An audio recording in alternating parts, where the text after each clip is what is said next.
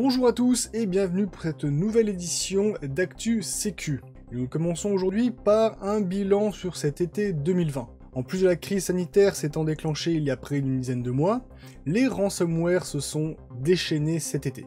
Plusieurs entreprises en ont fait les frais comme Garmin, MMA, Orange Business Service, Rabot du Tilleul, Carlson Wangelid Travel, Canon, LG ou Xerox pour ne citer que.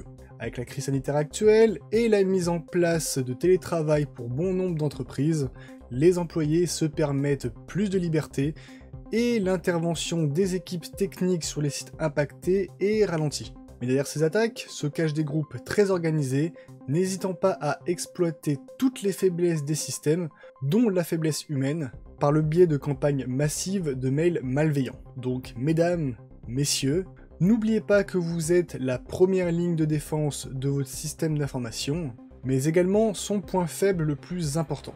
Pour un peu plus de positivité, une actualité du 27 août 2020, un apprenti hacker désarmé par la gendarmerie. C'est la gendarmerie de Moissac et les NTech du Tarn-et-Garonne qui sont mis à l'honneur suite à l'arrestation d'un hacker. Cette personne a causé, en août 2019, des dysfonctionnements sur les installations frigorifiques d'une entreprise montalbanaise en utilisant les paramètres d'authentification distants utilisés par son ancienne entreprise sous-traitante de la première. Mais des interrogations se posent sur ces paramètres d'authentification distants. Piratage ou utilisation d'accès qui n'ont pas été désactivés suite au départ de l'employé.